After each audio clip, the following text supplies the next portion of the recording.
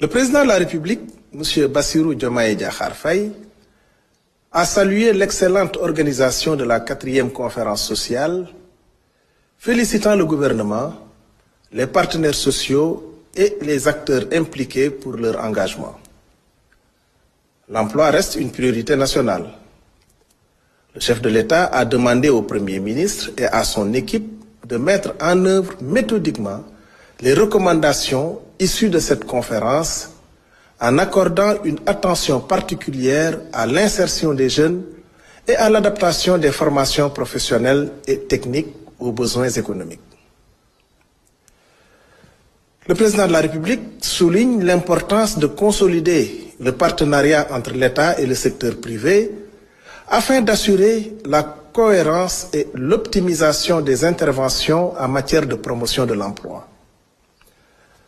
À ce sujet, il demande au Premier ministre d'évaluer et de réorienter les mécanismes du Fonds de financement de la formation professionnelle et technique, 3FPT, et du programme de formation École-Entreprise, PF2E, de réviser avec l'implication des parties prenantes les objectifs de la Convention nationale État-employeur, de finaliser en urgence la nouvelle politique nationale de l'emploi en collaboration avec le secteur privé et de rationaliser les systèmes d'information sur l'emploi et la formation professionnelle et technique pour mieux accompagner les entrepreneurs et l'économie informelle.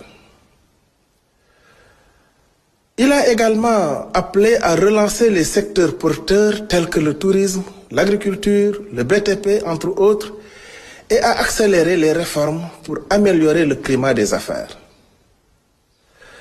La protection sociale universelle a été réaffirmée comme un objectif stratégique. À l'occasion du 1er mai, le président de la République a rendu hommage aux travailleurs sénégalais pour leur contribution au développement national.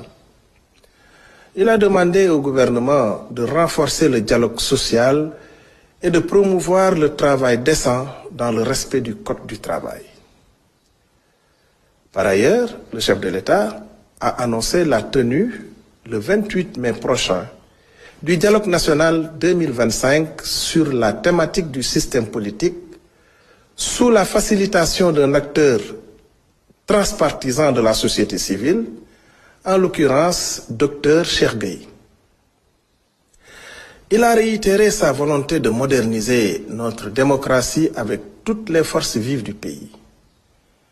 Enfin, dans le domaine de l'éducation et de l'enseignement supérieur, le chef de l'État a demandé l'extension des lycées d'excellence Armée-Nation sur tout le territoire. La bonne organisation des examens et concours et l'accélération des réformes dans l'enseignement supérieur, notamment pour l'office du bac et l'achèvement des chantiers universitaires. Le Premier ministre, M. Ousmane Sonko, quant à lui, a présenté les orientations clés pour la prochaine loi de finances rectificative 2025, centrée sur une déclinaison budgétaire rigoureuse des programmes de l'agenda Sénégal 2050 dans le respect des contraintes financières.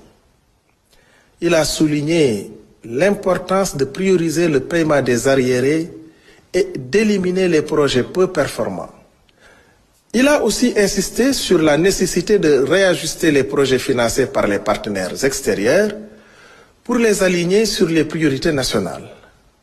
Il a instruit les ministres de l'économie et des finances de préparer les arbitrages préalables à la présentation du projet de loi des finances rectificative en Conseil des ministres au courant du mois de mai 2025. En parallèle, le gouvernement s'engage à renouer le dialogue social pour un pacte de stabilité sociale en améliorant les conditions des travailleurs et en consolidant la transparence. Enfin, le Premier ministre informe que la Commission centrale des achats de l'État sera opérationnelle en juillet 2025 après adoption du décret au mois de mai 2025. À noter que le président de la République a pris la décision de nommer M. Ahmadou Al-Aminoulo, ministre auprès du président de la République chargé du suivi, du pilotage et de l'évaluation de l'agenda national de transformation Sénégal 2050. Dans la même lancée, M. Boubacar Camara a été nommé ministre, secrétaire général du gouvernement.